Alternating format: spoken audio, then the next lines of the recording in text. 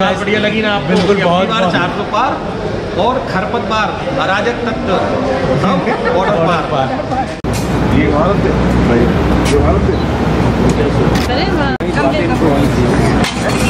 योगेश गर्ग जी का ये गीत इस तरीके का गीत था कि मुझे खुद यहाँ आकर के आपको बताना पड़ा कि ये एक संदेश है, एक सत्य की जीत की विचारधारा है।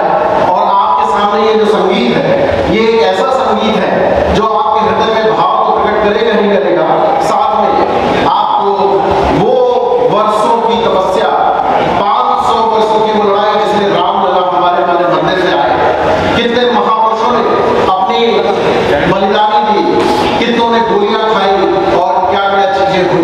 इन सब चीजों को विस्तार पूर्वक बताने की जरूरत नहीं है, लेकिन ये जो भाव और ये जो श्रद्धा और ये जो भगवा है, इस भारत की सनातन संस्कृति की जो परंपरा है और जो राम की आवाज है, वो आज मंदाकिनी गोरा और उनकी इस घर के रूप में आपके सामने आ रही है।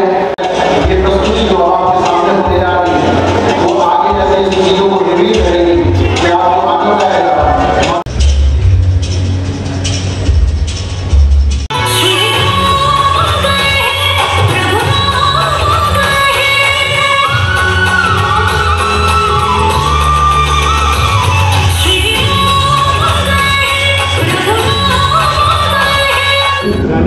भिजवा दीजिएगा, मैं इसको 15 करोड़ पब्लिक में भेजूँगा मेरे अपने आनवर्ड के लिए।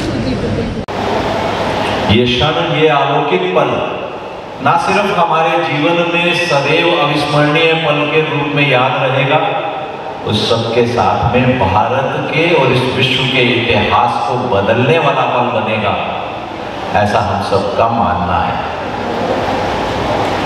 ये प्रभु श्री राम की असीम कृपा थी कि जिस संघर्ष को हमसे पहले 25 पीढ़ियां करने में लाखों बलिदान हुए, वो सुखद पल हमारे सामने आया। राम जी तो सबके हैं, हम सबने मिलकर प्रभु श्री राम का भव्य मंदिर बनाया।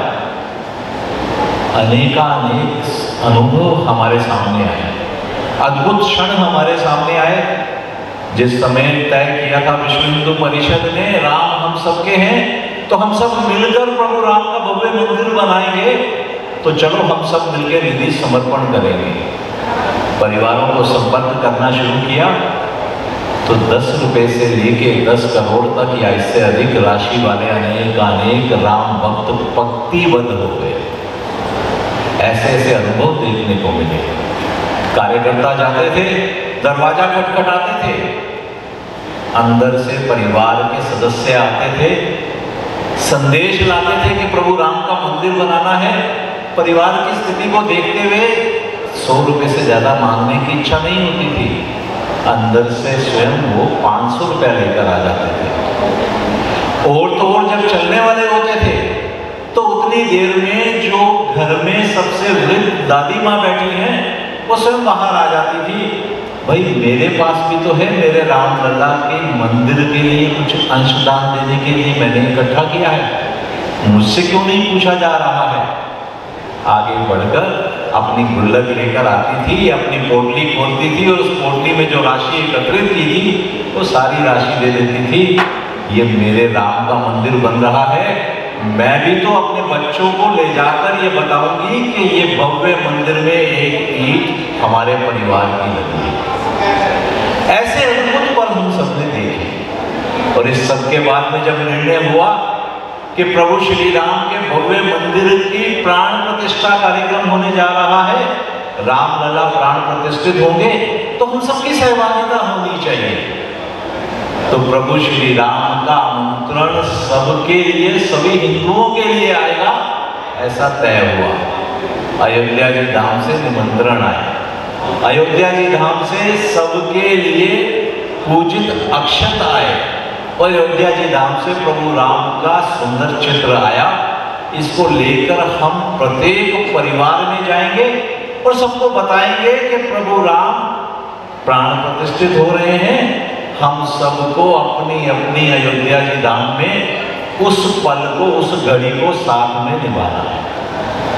यह निमंत्रण देने का कार्य दिल्ली में पूजनीय महाराज जी के आश्रम से ही प्रारंभ हुआ था। आज वो हमारे साथ में बैठे हैं, महामंडलेश्वर पूजनीय विद्यार्थी जी महाराज जी। इनके आश्रम से ये कार्यक्रम प्रारंभ हुआ और ऐसा लग रहा था कि दिल्ली में लगभग 5 लाख निमंत्रण वितरण होंगे। महाराज जी के आशीर्वाद से दिल्ली के अंदर 35 लाख से ज्यादा परिवारों को निमंत्रण गया। सबको यह अनुरोध किया कि आप अपने पास के मंदिर में आकर उस पल को जो LED स्क्रीन में दिखाया जाएगा साथ में अनुभव करेंगे। ऐसे सुंदर पल क्षण हम सब लोगों ने उस समय निभाए हैं और आज समय आ गया है, रामलला प्राण प्रतिष्ठित हो गए हैं। हम सबको मिलकर रामत्व के संदेश को सबको पहुंचाना है और हम सब मिलकर इस कार्य को कर रहे हैं। बहन मंदाकिनी, भाई लोकेश, ये सब लोग इसके अंदर अपनी तरफ से योगदान देते हुए सुंदर गीत की सृजना आपने की, गायन किया। आपको बहुत बहुत बधाई। राम जी के इस कार्य में आप भी जुटे हुए हैं, आप भी आगे बढ़कर इस कार्य को कर रहे हैं।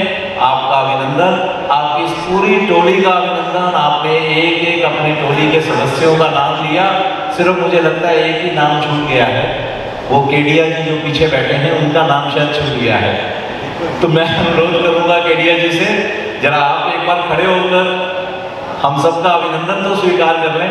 आप पीछे से छुप छुप के सारे कार्य कर रहे हैं, पर राम जी आपको छोड़ेंगे नहीं, आपको आशीर्वाद उसका पूरा मिलेगा। पुनः आप सबका बहुत बहुत अभिनंदन, बहुत बहुत साधुवाद। इस पावन कार्य को हम सब मिलके करें। रामत्व का संदेश पूरे समाज में, पूरे देश में, पूरे विश्व में फैलाएं। और जो शबरी के राम हैं, जो केवट के राम हैं, जो हनुमान जी के राम हैं, जो सुग्रीव के राम हैं, जो बाली के राम हैं, और जो राम के रूप में एक परिवार के अंदर पुत्र, पति, पिता, ये संदेश हम सब अपने समाज को पहुंचाएं और विश्व को खुशहाल बनाएं। यही आप सबसे कामना करते हुए मैं अपनी वाणी को विराम दूंगा और पुनः बहन को और पुनः लोकेश जी और आप सबको बहुत बहुत अभिनंदन, बहुत बहुत साधुवाद, बहुत बहुत बधाई। आज झोंपड़ी से महल तक का सफर देखो, वो सब लीला है ना, तो कोई कुछ नहीं कर सकता, उनकी मर्जी थी। लेकिन सबसे बड़ी बात है कि भगवान चुनते किसी। देखो महल में उनका आना, झोंपड़ी से, वो हमारे किसी का उसमें योगदान नहीं है। और सबसे बड़ी बात यह है कि हम मोदी जी योगी श्रेय इसलिए दे रहे हैं इस चीज़ का कि उनको चुना है भगवान राम ने। अगर उनको चुना है भगवान राम ने तो कोई खास बात है, और खास बात हम देख ही रहे हैं। कहते हैं प्रत्यक्ष को प्रमाण की जरूरत नहीं, जो देश के लिए कर दिया तो अवतार है वो। एक तरीके से कहना चाहिए कि भगवान राम ने 2 दूत भेजे कि बच्चे जाओ यहाँ, तुम बहुत कुछ बिखरा हुआ है, आपको समेटना है, रायता फैला हुआ उसको समेटना है, तो उनको निमित्त बनाया है और ऐसा योगदान उन्होंने दिया है। तो मैं तो कहता हूँ कि उनको सत नमन और हजारों नमन, करोड़ों नमन मैं करता हूँ दोनों को, योगी जी, मोदी जी को। सारी जनता से एक ही अपील करता हूँ कि आज इतने बड़े प्लेटफॉर्म पे आज भारत का जो नाम है, आज पूरा वर्ल्ड, अगर कोई कहीं युद्ध हो रहा है तो हमारे भारत के प्रधानमंत्री जी से राय ली जाए जी बिल्कुल कि भाई कैसे युद्ध शांत किया जाए। कोई भी देश का वर्ल्ड में परेशानी, पहले सुपर पावर अमेरिका हुआ करता था, आज भी है और लेकिन आज मोदी जी के बिना कुछ हो ही नहीं करता। तो आज पूरे वर्ल्ड में मोदी जी का इतना बड़ा नाम, तो समझ लो हमारे लिए कितनी गर्व, एक गर्व अब महसूस होता नहीं होता है कि आज हमारे देश के मुखिया, हमारे देश के हुक्मरान, हमारे देश के राजा है ना, मोदी जी की पूछे तभी तो हमारी पूछे। भाई घर में क्या होता है, घर में सब होते हैं, जब घर के मुखिया की पूछे घर के बच्चों की पूछे। मैं वही पूछ रहा था, मेरा मतलब क्वेश्चन यही रहेगा कि जैसे कि अयोध्या में मंदिर बन गया और जैसे नारा है कि अयोध्या का मंदिर बन गया, आप काशी मथुरा के बारे में बिल्कुल है हमारे गाने देखिए, मथुरा काशी। तो 2024 में आपको इलेक्शन के बाद ये तो हमने 2 शब्द बोले, मथुरा काशी। पूरा भारत भगवामय होने वाला है। अब बहुत जल्दी आपको रिजल्ट आने वाले हैं, शायद 4 जून को चुनाव के रिजल्ट आ रहे हैं और आप देखेंगे कि और अब की बार 4 गाने में बोला गया है पूरे देश को भगवा रंग से 24 में 2024 में पूरे देश में, पूरे भारत में भगवा में होने वाला है। मैं शुरुआत नहीं, अब तो हम बीच सफ़र पे पहुंच चुके हैं। अब तो धीरे धीरे जो होने वाला है ना, और सबसे बड़ी बात यह है कि अब की बार 400 पार और अराजक जो तत्व है वो बॉर्डर पार। अच्छा, अब की बार 400 पार और अराजक तत्व बॉर्डर पार। तो बहुत ही अच्छा लगा बैमोर सर से बात करके। सो आई होप ये बात बढ़िया लगी ना आपको? बिल्कुल, कि अब की बहुत बार 400 पार और खरपतवार अराजक तत्व सब बॉर्डर पार। तो आप इस गाने को सुनिए, बहुत ही बढ़िया गाना था जैसा कि आपने पहले वीडियो में देखा। So please subscribe the channel and share with your friends. Thank you so much ma'am और सर अपना टाइम देने के लिए।